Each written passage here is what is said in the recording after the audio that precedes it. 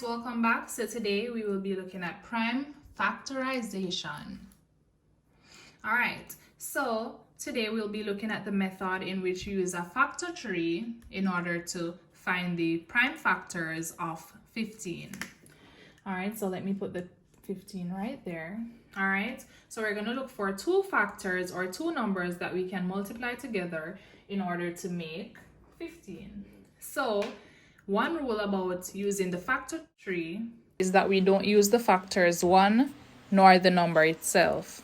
So we can start with, in this case, 3 and 5. So we are going to write 3 right there and then 5. All right, so the two numbers that we've just listed, we're going to look at them to see which number can be branched off further. So once the number is a prime number, which in this case they both are, we won't need to put any more branches beneath the number. So we will just put a little line there and then we will write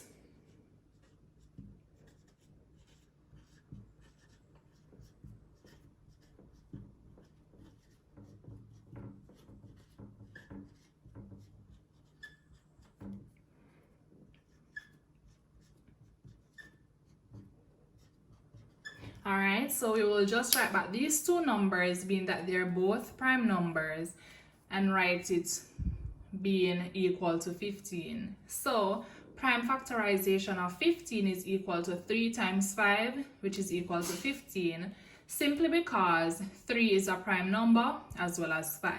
Now we're going to look at another example in which we have to do some more branches to make our factor tree a bit bigger.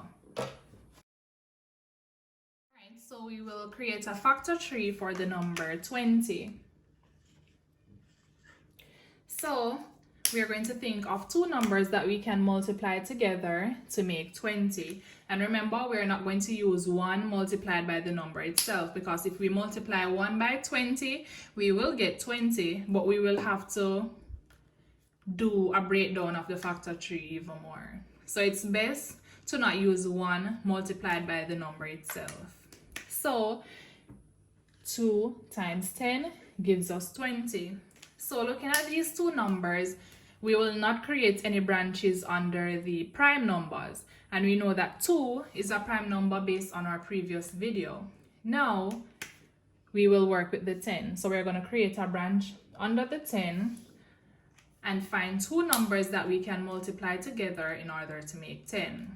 Now we can multiply 2 by 5 to get 10, and then what we need to do is to look at the two numbers that we've written and figure out, are they prime numbers? If they are, we will not create any more branches, but if it isn't, we will go further to create a branch under in order to find factors that would make up the number above.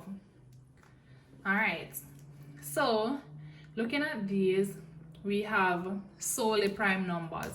So we're just going to go ahead and circle the prime numbers because we're doing prime factorization, and then we're going to write prime factorization of 20 is equal to, and we're going to put a multiplication sign between each of the numbers that we've circled. So we're going to write 2 multiplied by 2 multiplied by 5, which is equal to 20.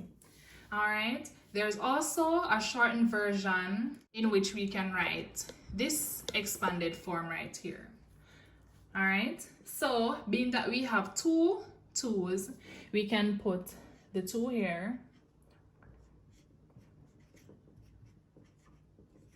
So either answers would be correct, but when you write it in exponential form, it gives your teacher an idea that you understand the concept.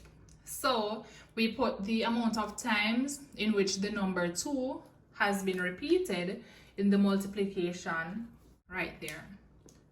So this is expanded form, and this version would be in exponential form, which is a shortened version. If you found this video very helpful, go ahead and give us a thumbs up. Ensure that you subscribe for more fun and easy math content coming your way.